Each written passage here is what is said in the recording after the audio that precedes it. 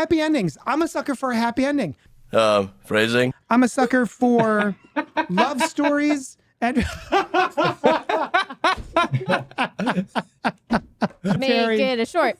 Make it a short. Wow, I am a sucker for happy endings. Phrasing. Shut up. I did not realize what I had said until I heard Terry cackling in the background. We'll be talking about the Happy endings. Do you think that's funny, butthead? I've never had one. I don't know. I wouldn't even know how to ask.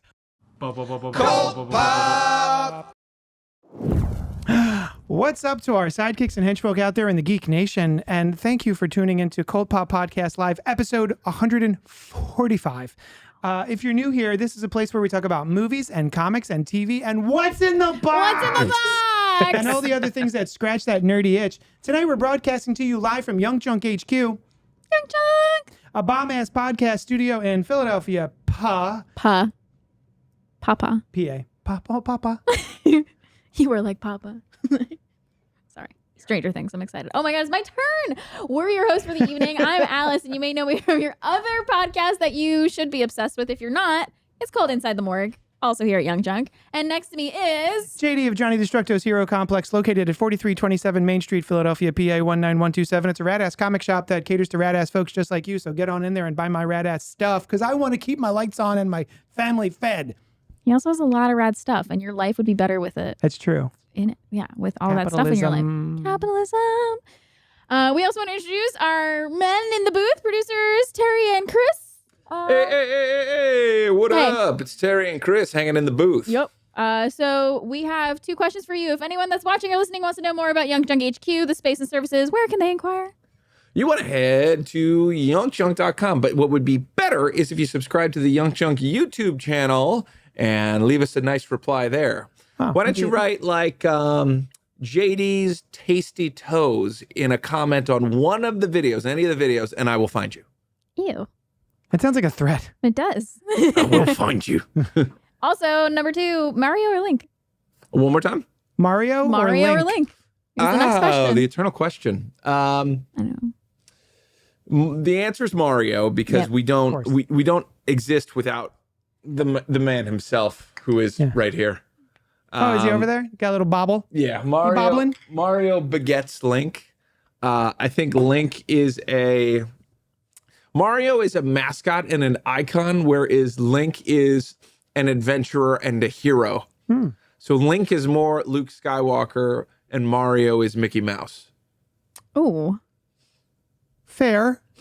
Ooh. Fair. But, so I choose Mario because it all starts with Mario. Yeah. Okay. You're not Alice. I'm not Alice. Tonight, we're going to be wrestling. It says that. It says it like that, everybody. With our inner demons and slicing off our fingertips as we take a look back at David Fincher's Seven, which celebrated its 30th anniversary this year. Ridiculous. But before we do that, we're going to be talking about what we've been up to this past week in a segment that we lovingly call What's Poppin'? And remember, we don't have our bucket. Oh my God, Terry, we can't do it. Where's our Poppins bucket? Remember, if you're here live, feel free to comment, like, subscribe. We can bring it up on this thing using technology, and then we'll get back to you. Like, comment, subscribe, hit the bell notification. We did it. We did it. There you go. Thank you. I'm all off my game without the What's Poppin' bucket. If you're watching this later, you could do that stuff anyway. Leave us a nice review, do all that, what have you. We love a little back and forth. So pipe up in the chat, like I just said, and you can email us at cultpopgo@gmail.com. Speaking of letters, we got letters. We got lots and lots of letters. I did it. Long time, first time, and all that. It says, I'll keep it short. My partner hates pop vinyls and thinks they are ugly and useless. What do you think? Do you collect them? Do you have any favorites? I'm trying to build the entire Green Lantern Corps. Keep it up, Kyle. Do you know what a pop vinyl is, Em?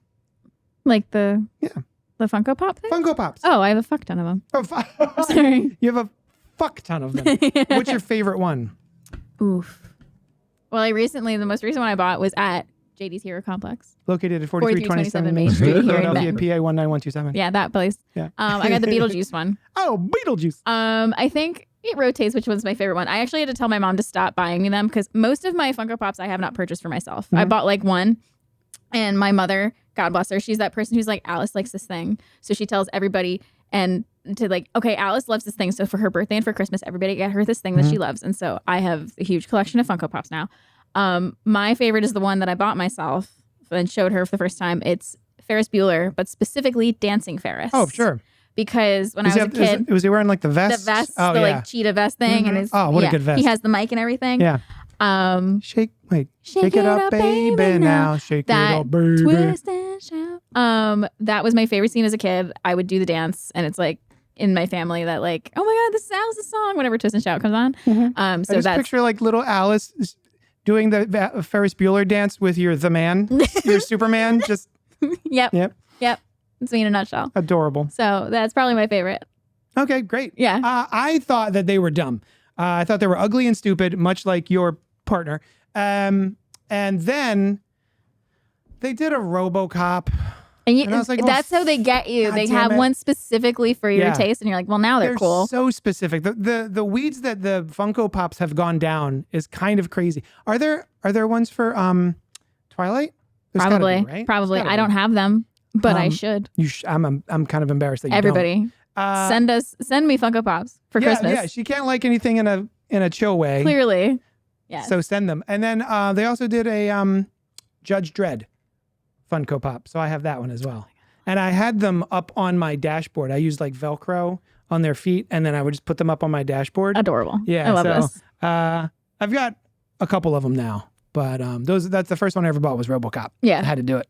So yeah, thank you so much, Kyle, for emailing us at cultpopgo@gmail.com. You could do that too out there if you're watching. You can also get in the chat. Like Robert Monroe Jr. says, I saw Seven when it came out. My date went to the restroom and never came back. Oh no. When the lights came on, she was sitting in the last row. She said she couldn't handle sitting so close to the screen. Okay, so she didn't ghost you. All right. I was nervous that she was just like, I refuse to watch this movie. I'm leaving. Yeah. No, I can see that happening during this movie. I took my best friend Tank. I took her to see Blade when it first came out, and we left like maybe 20 minutes in because it was just too gross for her. So I'm like, that's fine, we can go. So yeah, I get it. Robert Monroe Jr.'s date. We get it. Yeah, we get it. I almost had to leave during the long walk, as I've talked. Mm-hmm. It was more emotional, but it was gross too. Robert, what did you think of Seven? Also, Vicious Marshmallow says the chat works. Yay! Last time we had some technical difficulties. Yeah, we weren't ignoring you. Fine. Sorry. So yeah, let's move on to the segment I lovingly call "What's Poppin'," wherein I ask Alice, "What's poppin', Alice? What was poppin' for you this week?" Oh, just good things. So Oh. no, I'm great, everybody. I watched the third Nightmare on Elm Street, Dream Warriors, which I know you're very fond of. I am very fond. It may be the best Nightmare on Elm Street. It's the first up Nightmare there. I ever saw. Was it really? It was. But that's a story for later. You go on. So I think I've seen this one before, but it has been a freaking minute. If I hadn't seen it before, the thing I vividly did remember was the puppeteer with the veins and the muscles. Oh, the vein strings. Vein strings. Mhm. That was great. For people that don't know, the premise of this movie is a psychiatrist familiar with the knife-wielding dream demon Freddy Krueger helps teens at a mental hospital battle the killer who is invading their dreams. Mhm. So the concept is they're all like trying to come together, and I don't know why I'm explaining it to you. Please, You out there. yeah. They're trying to come together in one dream together to fight Freddy Krueger.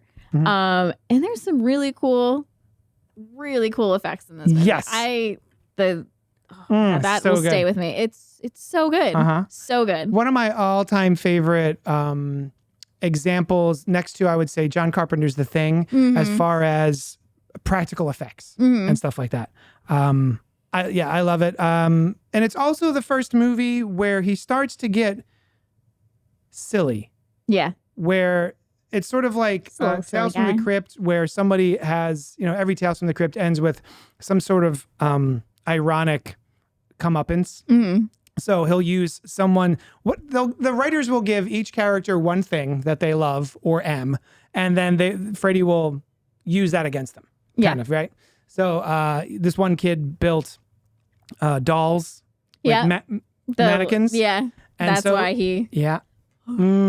It also, that scene has the mannequin coming to life, cutting himself down off of the strings, growing the fingers, and then becoming a giant Freddy at the foot of his bed, which did not help my fear of like dolls. Oh no. Yeah, it really fueled my doll fear of like Chucky and the clown doll in Poltergeist. Maybe that's why you didn't like Funko Pops at first. Probably because I was afraid it was going to turn into Freddy Krueger and kill me with my own veins. Very rational fear. But go on. Yeah. Yeah, I loved it. It was a great time. Yeah. Great spooky movie to watch during spooky season. Best season of them all. Yeah. Does it? That's it. Yeah. I loved it. Highly recommend. I still think I like the original better, but it could just be because that was like my first.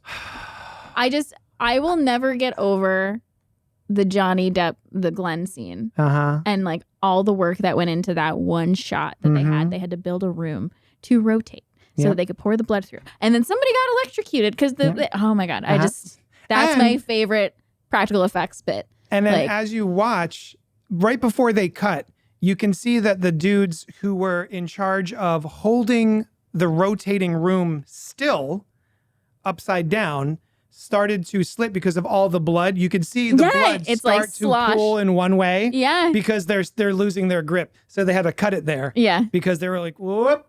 Yeah. It's so good. I think I'm just biased specifically because of that scene. It's such a good scene. I also love the Tina. scene. Yeah, Tina. The Tina being knocked around in midair. All around the room. Oh my God.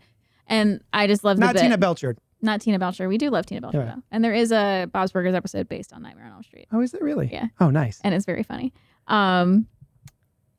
There's also a bit where Nancy looks in the mirror after not sleeping for a while and is like, God, I look 20 years old. And it makes me laugh every time. Every time. And okay, and I'm just going to keep talking about the first one now. Great. I'm your boyfriend now, Nancy. And then the tongue.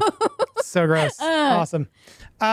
I love the original. I did not see the original first. Yeah. My story is that I had a birthday party and my parents for the first time let me rent horror movies on VHS.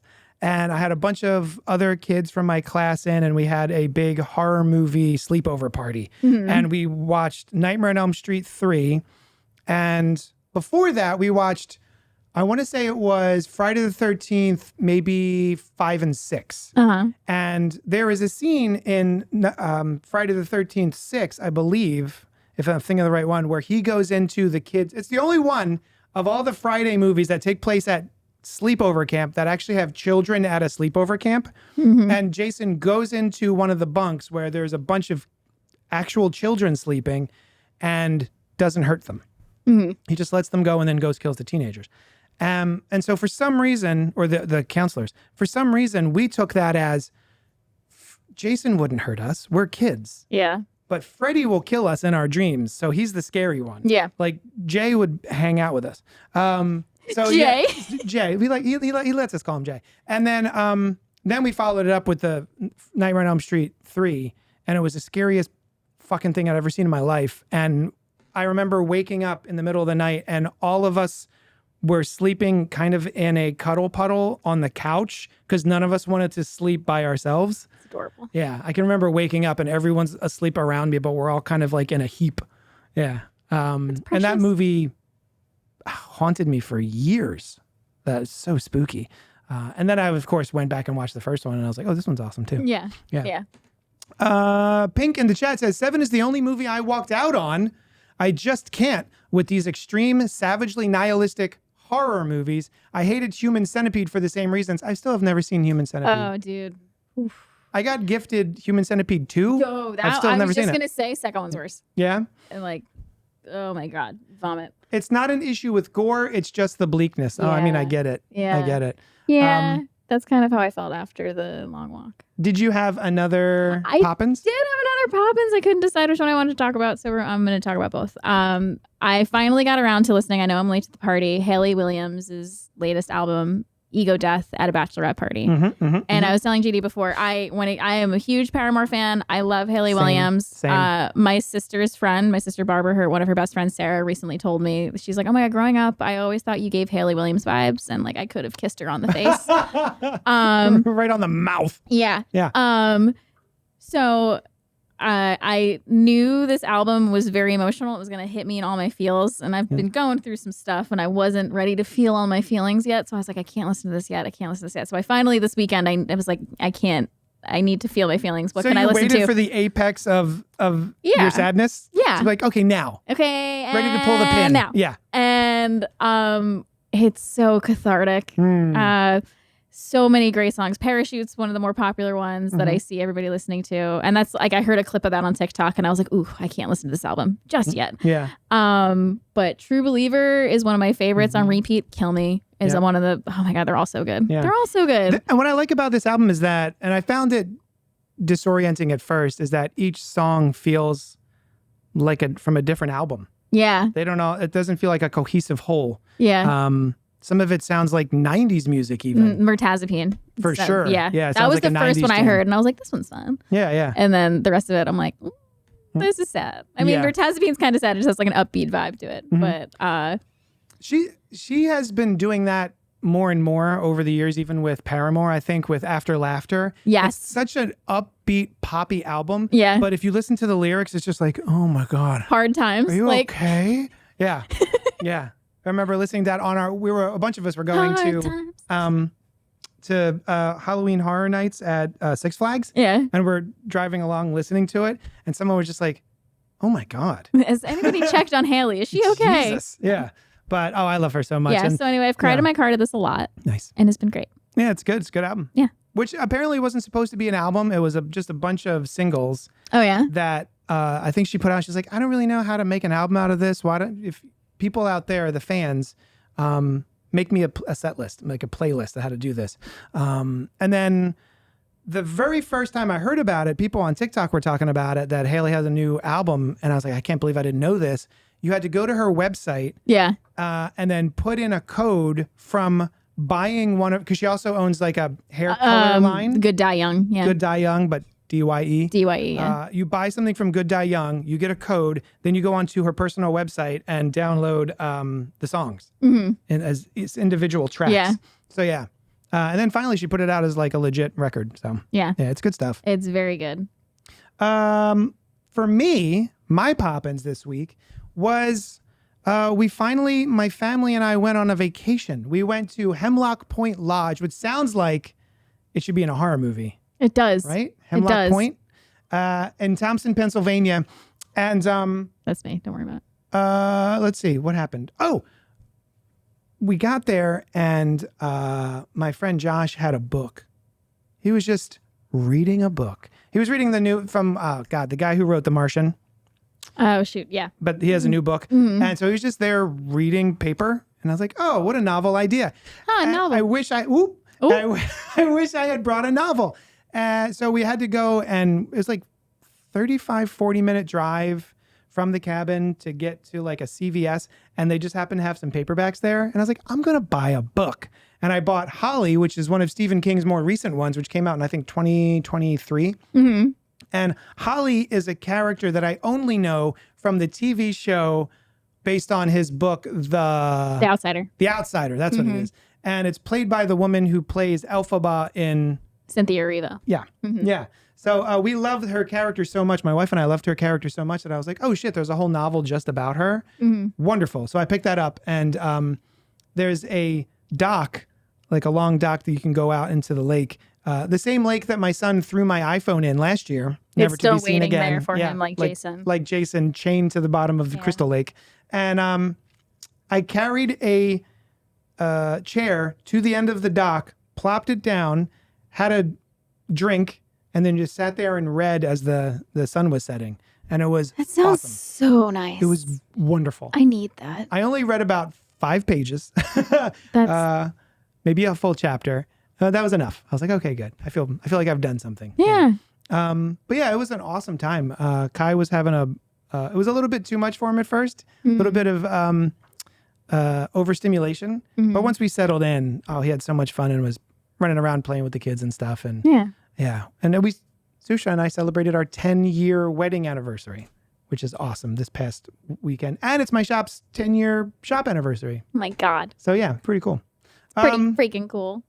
Yeah. Anyway, do you like Holly, the character? Yeah, so I only know Holly from, I've read The Outsider. Mhm. I loved her in that. I know she's in Mr. Mercedes as well. Have not haven't read visited that series or show, but I've heard only good things. Kevin Bacon, right? Isn't that a Kevin Bacon movie? Mr. Mercedes? Is it a movie? Oh no, I'm thinking of a movie. There was a movie I think which I'm is picturing related to Brendan Mr. Gleeson, Mercedes. but I might be making that Yeah, up. you are. Yeah, it's Okay. Brendan Gleeson. Yeah. What's the one where there's a trap set by somebody for, I want to say, a gangster, and he digs a hole in the road that is the perfect size for this guy's car to drive into. Looney and then- Tunes. That's what you're thinking of. What is it? No. Looney Tunes. Yeah. It's like, that's Wile E. You're Coyote. making that up. That is No, Roadrunner. it's a Stephen King. I think it Yeah. had Kevin Bacon in it. What am I picturing? I'm picturing, this is a spoiler for Maxine, because Kevin Bacon's in that. Oh, that's right. And he's in, there's a situation with a car. I don't know. I don't know that one. No, maybe I made it up. That's okay. So yeah, I never read that book though. The one that she's- Outsider? Yeah. It's good. very good. Is it? Very good. And I've heard Mr. Mercedes is fantastic as well. I'm also reading The Long Walk Oh, God. because the movie was so good. Mhm. The book is also very, very good. Highly recommend. 10 years, yay, says Pink. Thanks, Pink. All right, that's what was popping for us this week. We are here to discuss Seven, so let's get into it. Seven was directed by David Fincher, came out 30 years ago. God damn it. Written by Andrew Kevin Walker, starring Morgan Freeman, Brad Pitt, Kevin Spacey, Arlie Ermey, Richard Roundtree, Shaft, and Gwyneth Paltrow. Two detectives, a rookie and a veteran, hunt a serial killer who uses the 7 deadly sins as his motives. Rotten Tomatoes gave it an 84%, audience score 95%, Metacritic gave it a 65, and CinemaScore gave it a B. I can't believe how, I know I can hear Noel in my head saying like Metacritic's usually lower, but Yeah. I still can't believe how low that and CinemaScore 65 are. out of 100 is Yeah. ridiculous. Yeah. So what was your experience? I saw this in the theater when it first came out. What was your experience with Seven? Did you? I did not see it in the theater. I was 2. Right. But I own it on DVD. Believe my parents are fans of like David Fincher and like horror / thriller movies in general. So it's just, I probably saw it when I was sometime when I was a teenager. I definitely watched it, and like the end, I was like, oh my God. So by the time you saw it, I imagine, I guess memes weren't a thing at the time, but like I imagine the end was spoiled for you, or Nope. no? Like what's in the box? No. No. And That's fun awesome. fact, I didn't see Fight Club until I was 21, 22, and I hadn't had it spoiled for me until the day before I watched it. Oh mother. I had like plans to watch it with a friend because they were like, I can't believe you've never seen it. You haven't had it spoiled. And then like something on Facebook popped up and I had it spoiled for me the day before I watched it. Damn it. But That's I went, infuriating. I went very long without having that spoiled. And then I never had this spoiled for me at the end. And so the end just like, it's, oh my It's- God, sticks with you. Yeah, it really does. I mean, stay. a lot of the scenes stick with you. And I felt like I was watching, I felt like I was like prepping for an episode of Inside the Morgue. I was like, I almost got out and started taking notes on like the rate of decomposition and like how the marbling on the skin looked. I was like, wait, nope, other podcast, different podcast. Yep. But I will be talking about that because this is the first time I've watched it since being a death investigator. Oh. And what was your So, reaction to that? Are you going to be It's doing fantastic. Okay. Yeah. I mean, maybe Authentic? Jess and I will do. It's there's Yeah. a lot of good stuff. The marbling of the skin on the first guy. Oh my God. The spaghetti. The Spaghetti man? the spaghetti guy. Yeah. Not the first death that we see, but the first deadly sin that we see. Yeah. Oh my God, fantastic. Yeah. From that That's great. standpoint. That's And good also to just a hear. great movie all around. I love this movie. Yeah, I love it. It's so good. I remember seeing it in the theater and being so blown away by it. Yeah. And same thing with Fight Club, same thing with 12 Monkeys. There was a period of time where I thought Brad Pitt was just some nobody, not nobody clearly, but like Legends of the Fall, but like he was, for lack of a better term, in my early teens, a chick flick guy, right? Thelma and Louise, Legends of the Fall, stuff like that, where he's just a pretty face. And it wasn't until Seven that I was like, oh, all right, Brad Pitt, you got some stuff going on behind that face. And then 12 Monkeys, I think, hit the same year, which is another one that left me flabbergasted as I walked out of the theater. Love that movie, and his performance in it is so over the top and goofy, but so much fun with he does a lot of this, Yeah. you know? No more monkey business. And so those two movies and then Fight Club cemented him as just like a force to be reckoned with. It's, in my opinion. I don't know. Yeah. Do people hate that guy? I don't know. He seems lovable. Brad Pitt. Yeah. People hate Tom Cruise. But do they hate Brad Pitt? There's been some bad stuff about Brad Pitt recently. There's bad Brad Pitts? Yeah. Oh, frick. I think so. I haven't seen much about it lately, but like somewhat recently this year, some bad stuff came out about his kids were saying bad shit. No. Or one of the kids. Oh, shit. Kevin Spacey. Yeah. Kevin Spacey he can't be worse than Kevin Spacey, right? I don't know. Stop trying to get me canceled. I don't know. Rage bait. My first impression of Brad Pitt being like, this guy is a movie star was Interview with a Vampire. Oh, all right. Like that was the first thing I saw him and I was like, oh my God, this guy's great. Okay.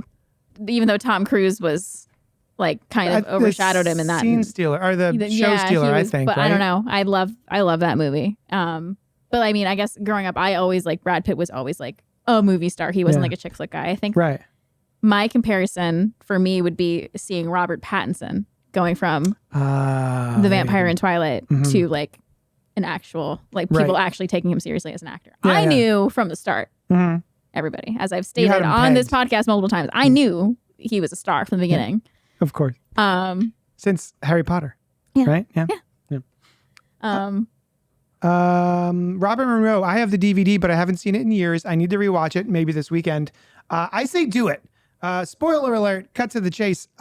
Seven holds up just as well, is just as good now as it was 30 years ago. It is a masterpiece of a thriller. I understand not wanting to watch it, Pink, if it's too dark and nihilistic, because it certainly is that. It definitely is. Yeah. And it does have 90s, it's like Nine Inch Nails coded all the way through. Oh, yeah. It's early 90s Nine Inch Nails. Isn't the opening song a Nine Inch Nails song? Yes. It's closer, yeah. Yeah.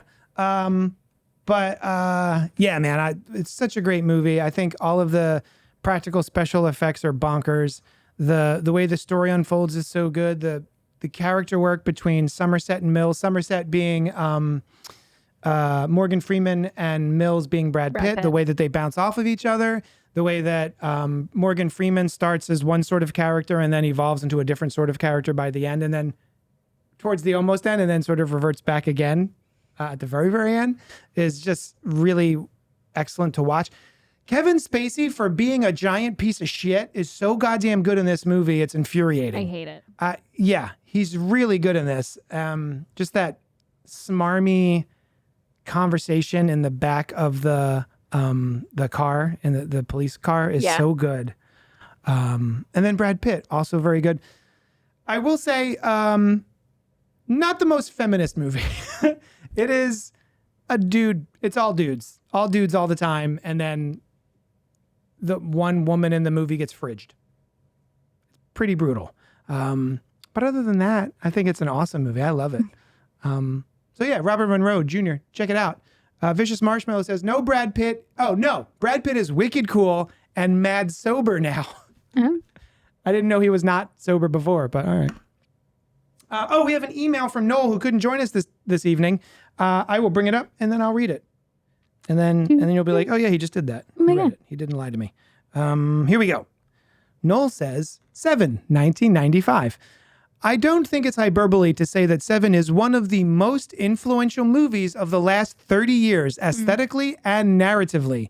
It is a movie that reflects two eras of film culture, the cat and mouse thrillers that permeated the late 70s into 80s during the Reagan/Bush administrations, often presented as copaganda, and the era it starts, heady, disturbing procedurals that lean into dejected post-Bush Gulf War grunge, but before the monoculture shifts into a post-9/11 world.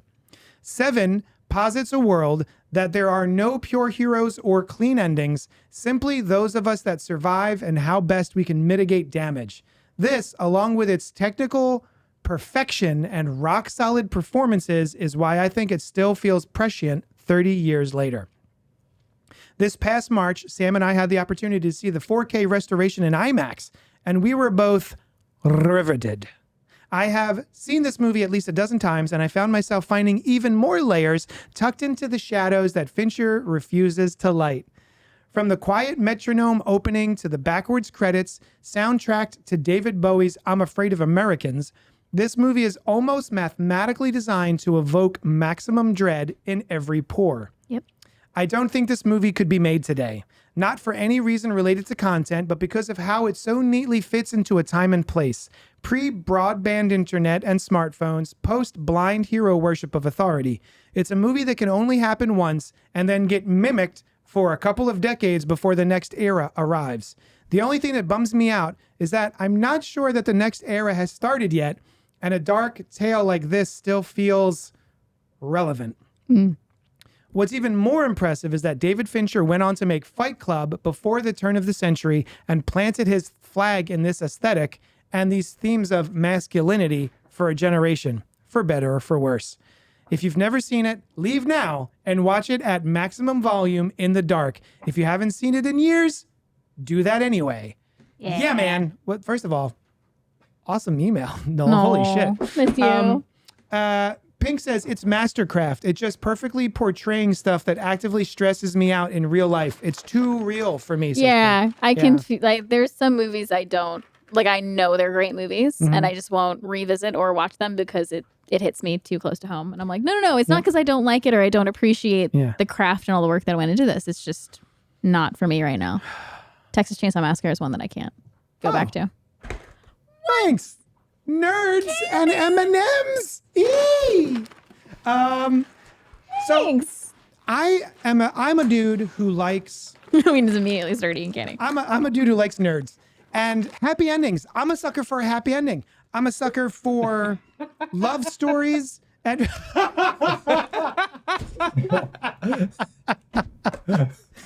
Terry. Make it a short.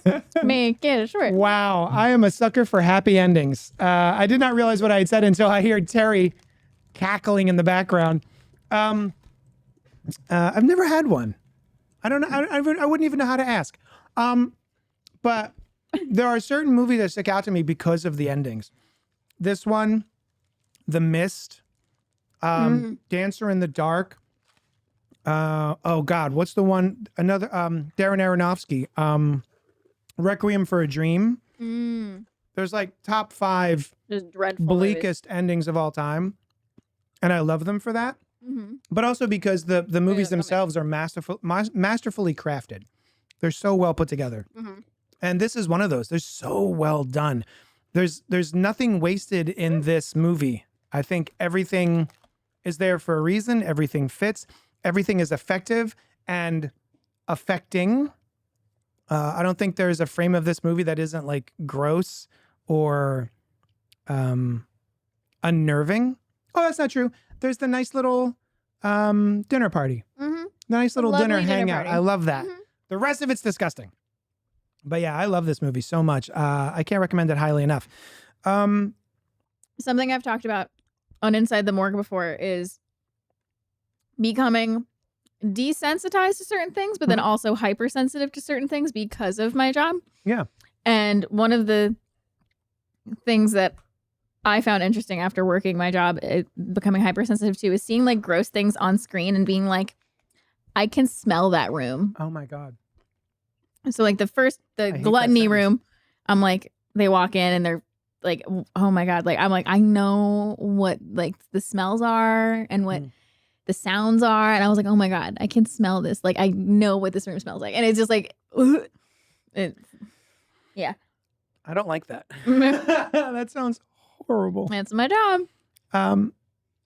Did you have any favorite scenes of this movie?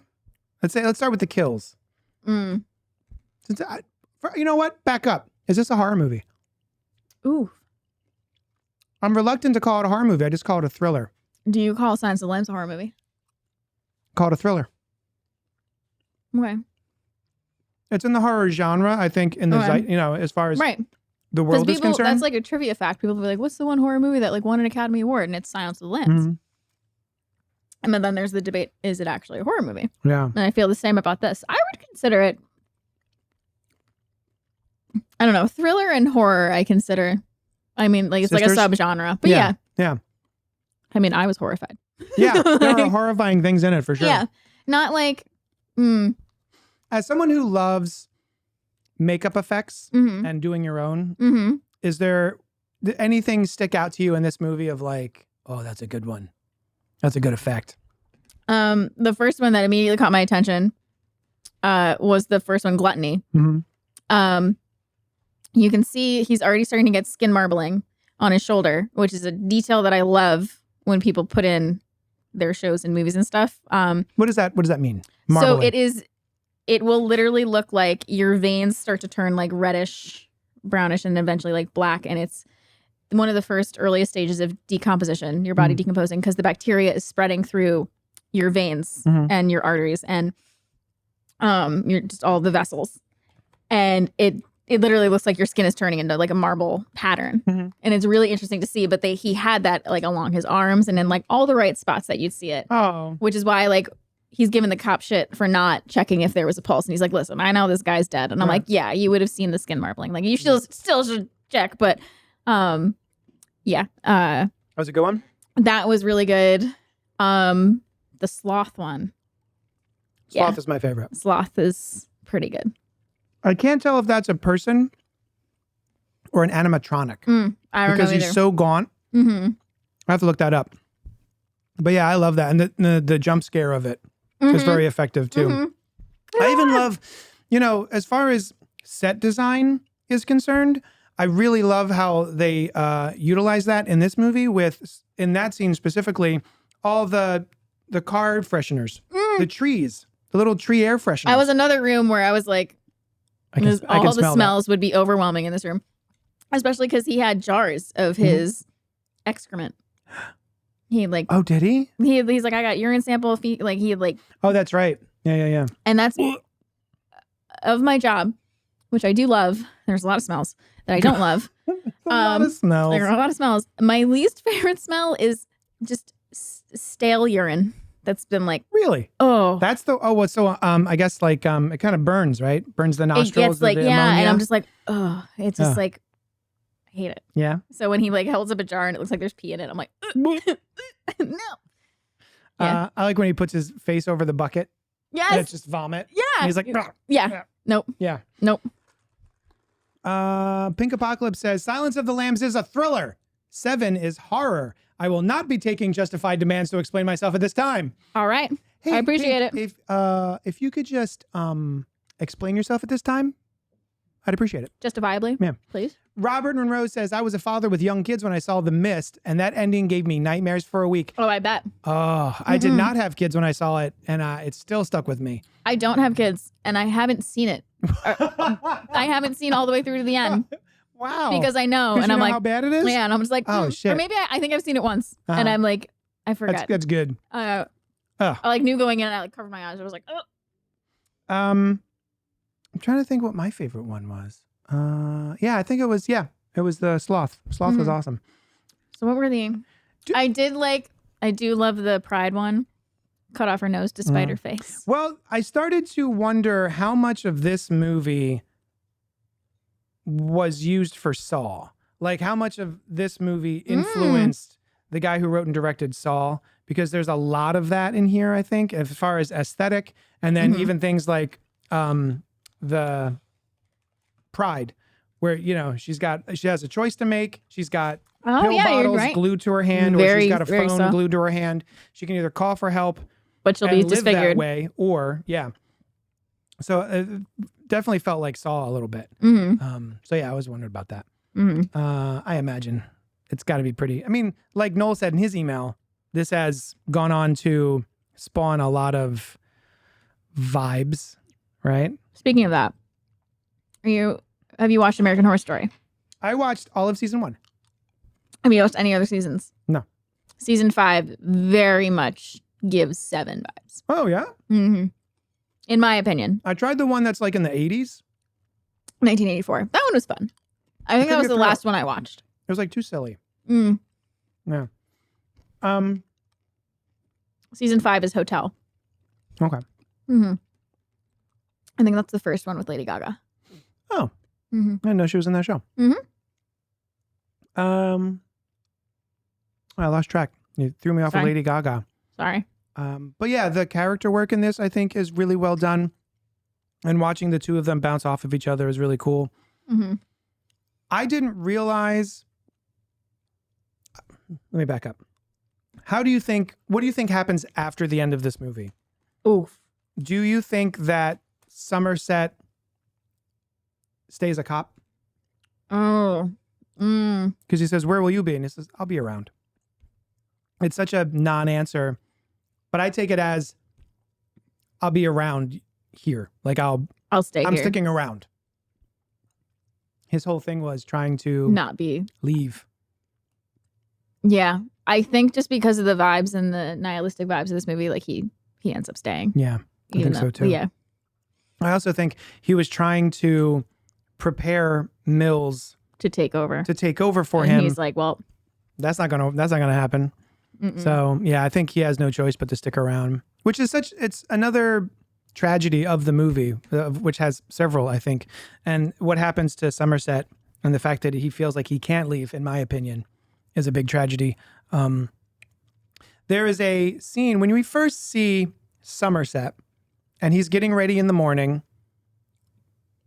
A couple of things are clear about the character. One, things are in its place. He's putting on his jacket and he looks down and he's got his handkerchief, his pen, badge, etc.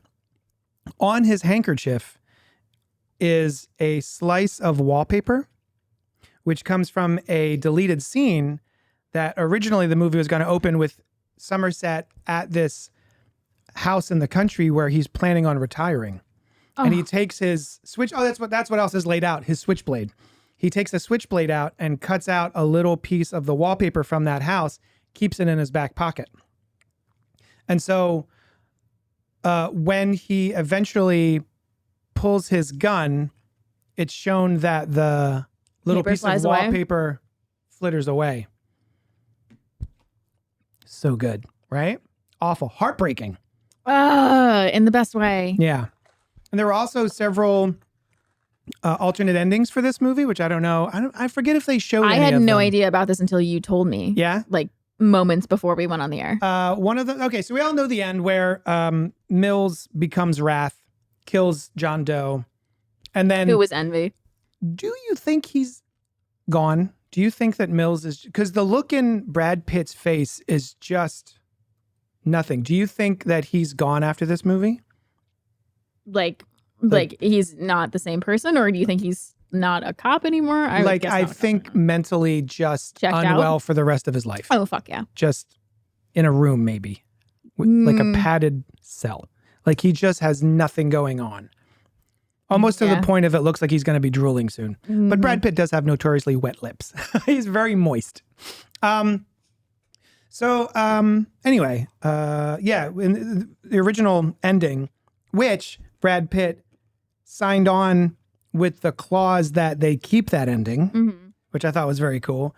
But there was another ending where Somerset kills John Doe so that Mills doesn't kill him. Right. Kind of saves his life a little bit. And then you said there's an ending where Mills takes his own life. Yeah, he correct? kills himself. Yeah, he unalives himself. Sorry, TikTok. He unalives himself instead of killing John Doe, which I think would be just as dark, Yeah. except that John Doe doesn't win, right? Like if you kill him, he wins.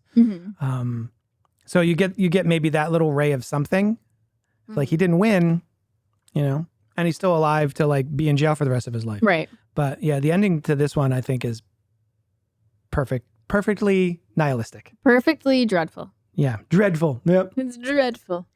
So yeah. But it's so good. Oh, you know what? You know who the Oh my God, I can't third stop. MVP of this movie is? Besides Brad Pitt and I can never think of his name. Morgan Freeman. Is Leland Orser. Oh my God, that scene. Terry, are you able to throw up Leland Orser's face on this? Because I don't think he's a name that people know, but I think he is a face that people know. His scene is, oh my God. So good. He's from Taken, Alien Resurrection. Married to Jean Triplehorn. No shit. And The Bone Collector, etc. His This is an actor that I had never seen before this movie, but every single time I saw him after this movie, I think he was in Very Bad Things as well. Mm-hmm. Every time I see him, I see his scene in Seven in my head. It's disturbing. This is I think, a career-making scene. Even though he's like a character actor, I don't know if he has a huge career as like a leading actor, but every time I see him in anything, I'm like, oh, it's the guy from Seven. It's so disturbing. Yeah, who before every take would hyperventilate. And that's clear. Like watching this guy, you're like, oh, I believe that he did the thing that he's, yeah, with that strap on. Yeah. No? No, like it's just thinking about that. Like it's, oh my God. So brutal. I would have let him kill me. What? He's, John Doe is there with a gun in this guy's mouth and tells him to have at it with the prostitute. And I'm like, no, I think I would just, you could shoot. It's fine. Yeah, I don't think I'd be able to do it. But he's so good in this. He's like vibrating the whole movie. Or the whole scene. He's only in one scene, but yeah. Good. So yeah, he's awesome. Do we have any good, what am I looking for? I don't want Amazon. Get out of here. I'm looking for trivia. Hey, Terry. Terror Bear. What's your experience with Seven? Oh, Big T. I love this movie. Yeah. I think I saw this movie when I was in my undergrad for film, because we don't say film school. That's a master's program. And I loved every minute of it. I think this was my first. You know what? I watched Seven after Girl with the Dragon Tattoo because I fell in love with David Fincher. Yeah. And got to experience all of his movies and whatnot after the fact. And I think it was like there was a Muppets trailer that was done in the style of the Girl with the Dragon Tattoo trailer. And that is when I started my David Fincher journey. Wow. That is quite a journey. I remember I saw Fight Club very, very late. And I mean that literally. I mean, it was late at night and I was falling asleep during it. So I don't remember it for the triumph that it was. I just remember everybody saying it was such a great movie, but I was battling sleep. But when watching Seven, I was like, okay, this is another level. This guy deserves all the Oscars, all the awards. What are we doing? David Fincher should direct everything. The scare, the jump scare in this film is probably the greatest jump scare that exists. And I think it's recognized as such. And the Seven Deadly Sins part of it was very interesting. And also, like, he did it, It's nice to see someone have a dream and follow it and see it through to the end. You mean John Doe? Is Yes. nice. John Doe, really, yeah. Anyone can achieve their dreams. If you believe in yourself. That's right. It's really hard for shitty white men to achieve their dreams. Finally, a shitty white man achieves his dreams in a movie. Hold on. He's a balding white guy. That takes away some points. Mook, that's true. Is he balding or shaved? He's balding. And he's Kevin Spacey. And he's Kevin Spacey. And he's Kevin Spacey, yeah. Nice little tidbit that I didn't realize until researching the movie afterwards. So we know that John Doe sees Somerset and Mills. He's the photographer that Mills freaks out on. Yeah. But when they go to the leather shop where the guy who created the strap-on, and he's saying like, oh, it's pretty easy to remember, it's pretty memorable. He's a guy with a limp, blah, blah, blah. Behind them, you can see out the back front of the store, John Doe is there with a umbrella with a limp, and he's watching them inside the store. And then when they turn around to go leave, he turns around and is just facing away from them. Oh my God. I love that little tidbit, which I never noticed, but I think that's really, really cool. Blah, blah, blah. Brad Pitt bought his own ties for the movie. He wanted Mills to have poor fashion sense. So is Brad Pitt telling us he has poor fashion sense? Yeah. What do you think of Mills, the character? He does things like he brings Somerset wine in a beer glass. Yeah. He's got terrible fashion sense. He's got terrible ties. He's quick to anger. He has a very short fuse. He can't be bothered, or I guess he does try, but can't read the books that he's supposed to be reading in order to research what's happening in this case. So he gets another officer to go to the bookstore to buy him the Cliff's Notes of Dante's Inferno, etc. I think he's like textbook rookie, just like young, like willing, like, wanting to prove himself, but like hasn't put in all the work yet. And it's like, I don't know, because I don't ever see Mills, even if things go very differently with this case, I don't see him ever growing into being Somerset. Right? Right. He's always going to be this guy, but maybe with more experience. Yeah. You know? Yeah, I can see that. Yeah. He's just like a real rough around the edges and can't be bothered with certain things, you know? Great hair. Great hair. Very great Such hair. good hair. Yeah. He's one of the most handsome men on the planet, I'll say it. Even now. Brad Pitt fell while filming the scene in which Mills chases John Doe in the rain. Pitt's arm went through a car windshield, requiring surgery. The accident was worked into the script. Coincidentally, the original script called for Detective Mills to be injured during the sequence. Holy crap. So that worked out. He's very method. David Fincher told Kevin Spacey and Brad Pitt, "This is not going to be the movie that you're remembered for, but it may be a movie you're incredibly proud of." Wow. But it's the movie that you remembered Brad Pitt for. That's right. Yeah. Also, Denzel Washington turned down the role of Mills that went to Brad Pitt, telling Entertainment Weekly that the film was too dark and evil. Washington later regretted his decision upon seeing a screening. Ooh, that has to hurt. I mean, I think Denzel, I'm not familiar with his work, but I feel like he did a couple things. Yeah. I'm sure he turned out all right. I've heard that name before. The filmmakers decided it would always be raining for two reasons. It added a sense of dread, and they never had to worry about bad weather. That's true.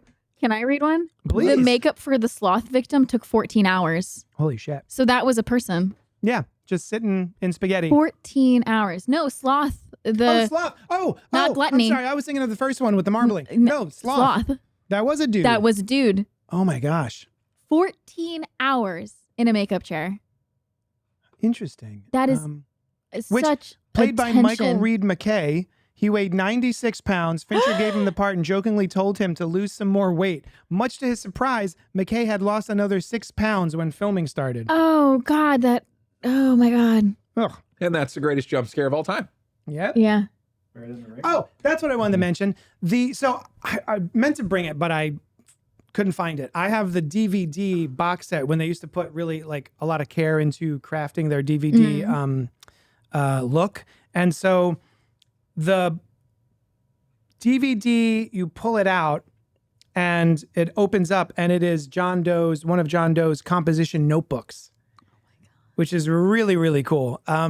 And the interesting thing about those notebooks is that those are all handwritten. And it took the two of the production artists 2 months of writing to fill up those notebooks because they have to be able to pick any of them up and flip through them. So they all had to be usable on screen. So they took 2 months to write all of those notebooks, which I thought was really crazy. Like you could just write one of them and just only give that one to the character, you know what I mean? One of my favorite things about anybody's creative process are like the little tiny details that make it Come to life. The bigger picture part of it that like people won't even know, like people might not notice right away, but like they're like, oh, there's just something about it. And it's like, oh, well, did you know all these tiny little bit details that took forever? That's what made it. Oh, it's the best. Oh, speaking of the writer, Andrew Kevin Walker, he wrote, first of all, The Wolfman, but Sleepy Hollow. Oh, shit. He wrote Sleepy Hollow. And Not 8 millimeter. Not Wolfman. Not Wolfman that we saw. The Wolfman. The Wolfman. The Wolfman, starring Benicio, Yes. Benicio del Toro. Yes. Yeah. Not Wolf Spaceman. Oh, God, that was bad. That was bad. So, yeah. Anything else we want to talk about, Seven, before we hit the Bsky trail? If you're just like too happy about life and you just want to feel a little, you just need to be like taken down a few pegs, watch Seven and it'll give you some dread for your life. Or if you just like spooky stuff and want to watch a spooky movie that isn't the classic horror movie that you think of, a slasher, it's so good, guys. Yeah, talking about no one remembering it or not being remembered for this movie, I feel like a lot of people aren't talking about this movie. Like, I don't hear many people bring it up ever because it's just, it's 30 years old. But it really does hold a place for me. And I think a very formative time of my youth in the 90s and all of the rad movies that were coming out at the time. So if you haven't seen this movie, highly recommend going out and picking it up and watching it. This is awesome. It's so good, especially in October. Yeah. Right? It's also streaming on Max, I think. Oh, yeah. Yeah. That's where I watched it. Yeah. Yeah. Which, when I put it on last night, the trailer for the new Stephen King It TV show, Yeah, so Welcome you're to talking about Derry, that. comes out. I'm so excited. I hope it doesn't suck. But I didn't realize it was directed by, what was his name, Marchetti? The guy who directed It 1 and 2. I didn't realize that. I guess he's the showrunner. Very cool. So yeah. Anything else, Terry? Well, what do you think of the impact that this movie had on filmmaking going forward? Like, is there anything else that you think of when you think of Seven that maybe was inspired by it? 8mm, which was written by the same guy who wrote Seven, but it was starring, God, what is his name? The guy I don't like. Nicolas Cage. God, I don't like, oh no. Yeah. Well, like I said earlier, season 5 of American Horror Story definitely took a lot of inspiration from this for some of their kills.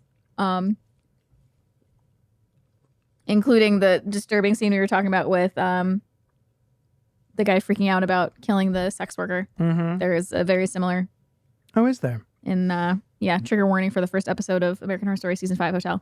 Because I did not get a warning and it is brutal. But yeah, that definitely took a lot of inspiration from some of the darker aspects of the Saw. Yeah, like we mentioned. Saw, Bone Collector, Along Came a Spider, Fallen, The Chaser.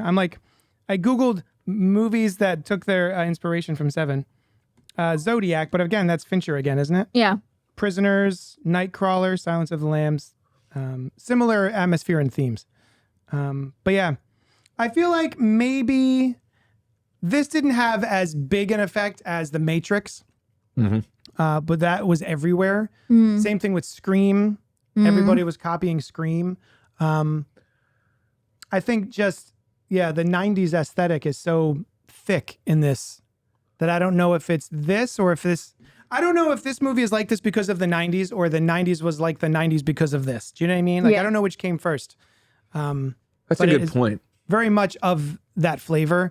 You got to throw Spacey some flowers on this one. Not only because of performance, all of his performances are great. You know, you can't argue that. But he went to his agency and told them, do not put me on the poster. Do not put me in the opening credits. Yeah. And he went to his agency to do that, you know, just for the good of the movie so that it wouldn't be spoiled. I mean, that's what you want in an artist, is someone who's like, it will ruin the piece if I'm featured, you know, if I'm the forefront of it. And I just always got a kick out of that story. It's just, what a stand-up move. Shame about the rest of them, but yeah. It's like the opposite of Drew Barrymore in Scream. Oh, yeah. Right? Yeah. So, yeah. I think we did it. I think that's it. We can get the hell out of here. Yeah. Let us know what you guys thought of Seven. Obviously, you loved it, except for Pink. Email us at cultpopgo@gmail.com. And that's it. We'll talk at you later. Toodoo. Bye.